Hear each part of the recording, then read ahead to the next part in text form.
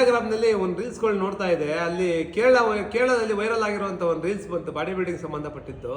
Entry fees 3,500 ರೂಪಾಯಿ ತಗೊಂಡು 350 ರೂಪಾಯಿ ಟ್ರೋಫಿ ಕೊಟ್ಟಿದ್ದಾರೆ. ಅದರಿಂದ ಅವ್ನು ತುಂಬ ಅಥ್ಲೀಟ್ಸ್ ಬೇಜಾರಾಗಿ ಆ ಟ್ರೋಫಿನ ವಾಪಸ್ ಅವ್ರಿಗೆ ಕೊಟ್ಬಿಟ್ಟು ಬಂದಿದ್ದಾನೆ. ಕಾಂಪಿಟೇಷನ್ ಪಾರ್ಟಿಸಿಪೇಟ್ ಮಾಡಬೇಕಾದ್ರೆ ಅವನು 2.5 ಲಕ್ಷದಿಂದ 3 ಲಕ್ಷ ರೂಪಾಯಿ ಖರ್ಚು ಮಾಡ್ಕೊಂಡು ಬಂದಿರ್ತಾನೆ. ಅದು ಬಾಡಿ ಬಿಲ್ಡರ್ಗೆ ಗೊತ್ತಿರ್ತದೆ ಅವನು ಎಷ್ಟು ಖರ್ಚು ಮಾಡಿ ಹೇಗೆ ಏನು ಅಂತ. ಅಷ್ಟು ಖರ್ಚು ಮಾಡ್ಕೊಂಡ್ಬಂದು ಅವನು ಅಂದರೆ 1:3 1:5 ಇಲ್ಲಾಂದರೆ ಚಾಂಪಿಯನ್ ಏನೇ ಆದರೂ ಕೂಡ ನೀವು ಕೊಡುವಂಥ ಒಂದು ಟ್ರೋಫಿ ವ್ಯಾಲ್ಯೂಬಲ್ ಆಗಿರ್ಬೇಕೇ ಹೊರತು ಅದು ಅಜೀಬ್ ಆಗಿರಬಾರ್ದು. ನೋಡಿದ್ರು ಕೂಡ ಪರವಾಗಿಲ್ಲಪ್ಪ, ನಾನು ಕಷ್ಟ ಬಿದ್ದು ನನ್ನ ಒಂದು ಕಾಂಪಿಟೇಷನ್ ರೀಚ್ ಆಗಿದ್ದಕ್ಕೆ ನನಗೊಂದೇನೋ ಒಂದು ಸಿಕ್ಕಿದೆ ಅನ್ಬೇಕು. ಒಂದೊಂದು ಟ್ರೋಫಿಯು ಕೂಡ ಒಂದೊಂದು ವ್ಯಾಲ್ಯೂಬಲ್ ಇರುತ್ತೆ. ಯಾವುದೋ ಪ್ಲಾಸ್ಟಿಕ್ ಮಕ್ಕಳು ಆಟ ಆಡೋ ಸಾಮಾನು ಥರ ನೀವು ಒಂದು ಯಾವುದೋ ಒಂದು ಚಿಕ್ಕದಾಗ ಒಂದು ಕೊಟ್ಟು ಕಳಿಸ್ಬಿಟ್ರೆ ಅದಕ್ಕೆ ವ್ಯಾಲ್ಯೂಬಲ್ ಇರಲ್ಲ.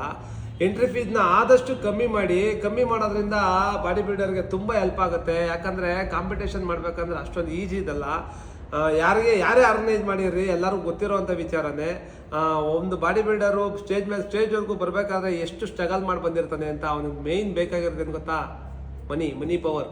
ದುಡ್ಡು ಇಲ್ಲದೆ ಏನು ಮಾಡೋಕ್ಕಾಗಲ್ಲ. ಅದರಲ್ಲೂ ಇನ್ನೊಂದು ಎಸ್ಪೆಷಲಿ ಬಾಡಿ ಬಿಲ್ಡಿಂಗಲ್ಲಿ ಯಾರೇ ಆಗಲಿ ಒಬ್ಬ ಚಾಂಪಿಯನ್ ಆಗಬೇಕಾದ್ರೆ ಇಲ್ಲ ಬಾಡಿ ಬಿಲ್ಡಿಂಗ್ ಫೀಲ್ಡ್ವರೆಗೂ ಬಂದು ಅಲ್ಲಿ ಸ್ಟೇಜ್ ಮೇಲೆ ನಿಂತ್ಕೊಂಡು ಪಾರ್ಟಿಸಿಪೇಟ್ ಮಾಡಬೇಕಾದ್ರೆ ಅವನ ಒಂದು ಮಿಡ್ಲ್ ಕ್ಲಾಸ್ ಫ್ಯಾಮಿಲಿ ಆಗಿರ್ತೋ ಹೊರತು ರಿಚ್ ಆಗಂತೂ ಇರಲ್ಲ. ಇದನ್ನು ಮೈಂಡಲ್ಲಿ ಇಟ್ಕೊಂಡು ಬಾಡಿ ಬಿಲ್ಡರ್ಗೆ ಹೆಲ್ಪ್ ಮಾಡೋಕ್ಕೆ ಟ್ರೈ ಮಾಡಿ ಅಂತ ಹೇಳೋಕ್ಕೆ ನಾನು ಖುಷಿ ಪಡ್ತೀನಿ. ದಯವಿಟ್ಟು ಹೆಲ್ಪ್ ಮಾಡಿ. ಬಾಡಿ ಬಿಲ್ಡಿಂಗ್ ಬೆಳೀಲಿ, ಬಾಡಿ ಬಿಲ್ಡಿಂಗ್ನ ಬೆಳೆಸಿ, ಬಾಡಿ ಬಿಲ್ಡಿಂಗ್ನ ಉಳಿಸಿ.